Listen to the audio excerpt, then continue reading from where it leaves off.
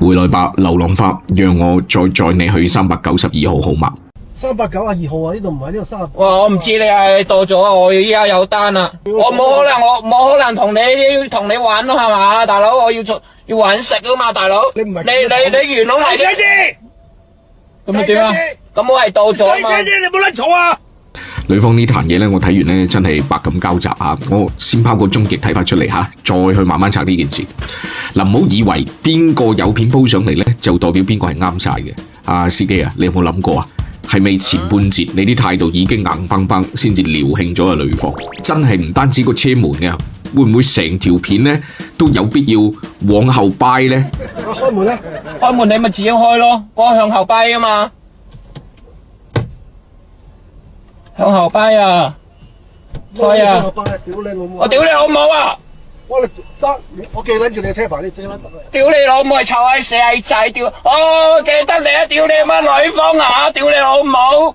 你而家唔家產，你咁撚樣做晒乜撚嘢啊？你死得啦！至於呂方，你真係唔興得噶，你係藝人嚟噶嘛，你仲要係有輩份嗰種藝人，全世界對你嘅容忍度咧，自然咧係會低啲嘅，寧願咧喺車度錫人，都唔好喺車度鬧人。真係好想親口衷心同大家講一聲對唔住。錫人咧之後咧，只要一個人肯原諒你就冇事噶啦，而鬧人咧，好可能咧係千萬人都覺得你係不可原諒嘅。但係講句真心話嚇，成件事其實係冇贏家嘅，大家都醜。嗱，我唔知道你對粵語日常問候語嘅耐受度係點啊？雖然咧我哋聽落阿呂方同阿司機講嘢嘅含媽量係偏高嘅，但我個人咧都其實 OK 嘅。我識嘅人入邊咧咁樣講嘢嘅其實大有人在，即使佢唔係發火，有人平時就係咁講嘢噶，關心你咧佢都要拉長句說話嘅。明明食咗飯未啊，可以搞掂嘅，佢硬係要講成食咗飯未啊？唔係咧，佢就講唔到嘢噶啦。而呂方同司機喺呢啲特定粵語口語運用上咧，都算係地道，關鍵詞使用咧零失手吓，只係司機就有啲臨尾香。向後掰啊！開啊！如果你講向後掹，可能阿呂方冇咁興，所以呢壇嘢唯一嘅好處就係證明粵語問候語用起身咧係鏗鏘有力，直擊痛點嘅。而至於分對錯，我又覺得真係冇咩必要啦。Uber 司機係咪真係爭嗰20零米都寸步不讓，誓死效忠 Google Map 咧？點對點係冇錯，但係個 location 有少少偏差，唔出奇啊。所以佢係都唔肯行多幾步，係為咗乜？佢自己心知肚明嘅。而呂方作為藝人，係處於一個天然嘅劣勢，周圍都係手機，到處都係鏡頭。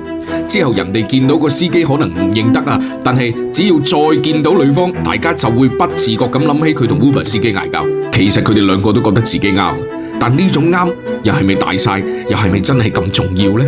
做司機唔識轉軚，衰咗；做藝人唔識收火，衰埋。值得咩？就算今次唔係有呂方，咁平時呢啲事又會唔會少呢？可見而家人同人之間嘅耐性係有幾咁薄啊！為咗堅持自己所謂嘅啱，係可以連基本嘅體面都唔要噶啦。我提個建議吓，包括但不僅限於俾司機同呂方嘅。以後呢，就算我哋唔願意提供方便俾人，都盡量唔好去為難人哋。其實司機你應該慶幸佢係呂方，唔係呂代豪，唔係你都唔知道有冇機會再接單。而人會發火好正常嘅，但始終都要識收貨。